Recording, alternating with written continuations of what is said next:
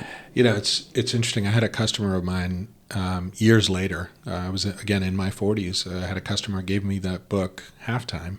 yeah, Where the spoiler alert is, are you choosing significance over success, and how do you do that? How do you make that migration? Because for so many years, and I think we're just programmed to do this, not just as men but as people.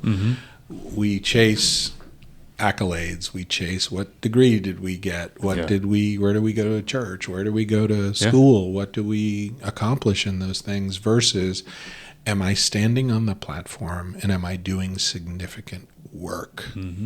Because the success stuff is fleeting. yeah, And you know this from being in a career in sales, that you're only as good as your last sale. Yeah. And if you tank on one of your next sales, it cannot be an indictment of who you are. correct. And what your value and what your worth is. Yeah, And that was an eye opener for me. And frankly, I think it led me to start Lionheart Partners, to be able to say, okay, what skills am I good at? Yeah. What do I enjoy doing? Yep. And can I be significant at it? Because prior to me getting awakened on that idea, I always viewed significance through a philanthropic lens, through a charitable lens of, I'm going to make a lot of money and then I'll go do good things. yeah, Versus, I'm going to use my talents that God gave me and I'm going to make money doing it.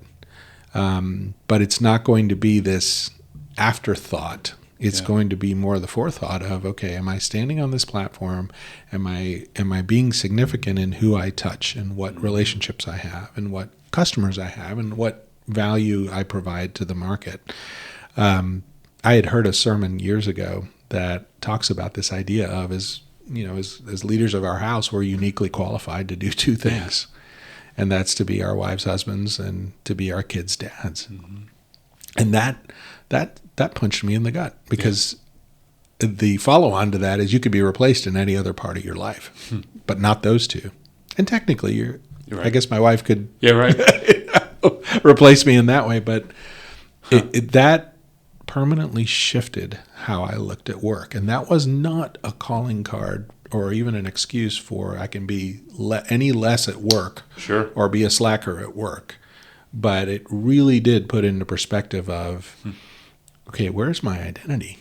Is it in my work, or is it in who I am and whose I am? And am I reflecting that in my work?